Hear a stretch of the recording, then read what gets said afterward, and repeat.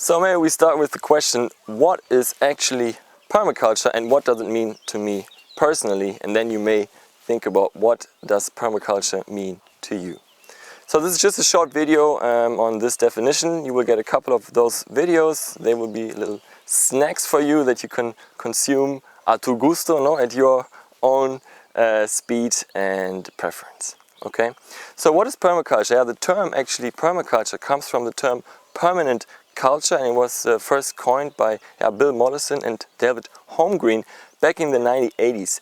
So permaculture has been around for a while, but I think now is really the time to talk about it in depth. So permanent agriculture, permanent culture. So it's basically a design system inspired by nature.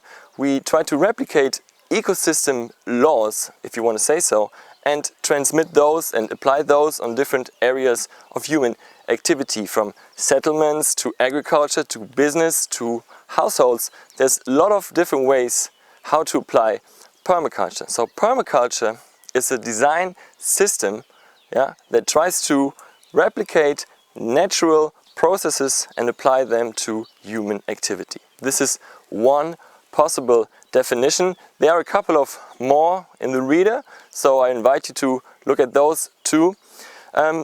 What does permaculture mean to me personally, and how did I get into permaculture? Well, I first actually read about it in a newspaper by accident, sitting on a train riding home from my student home back to my parents' home. It was quite a while ago, and it was an article about Cuba.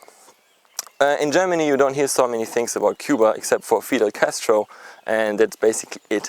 I was really inspired. They wrote an article about urban gardening and the way how the Cubans in the special period where there was no resources at all, and Cubans had to really become inventive and make their way through the crisis, food shortages in every kind of aspect basically.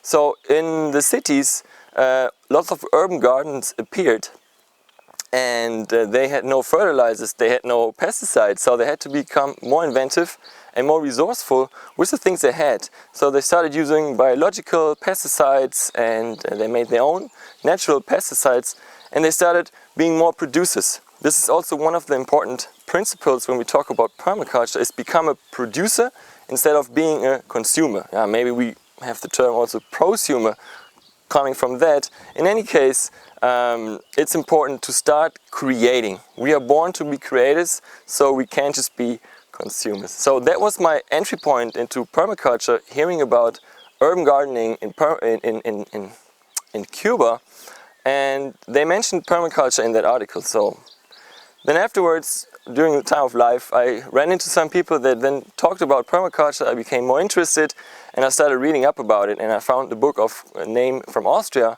a guy called Sepp Holzer, and this was a really good introduction into permaculture too. We will see some videos from him too. They're great in explaining the fundamentals also of what is permaculture.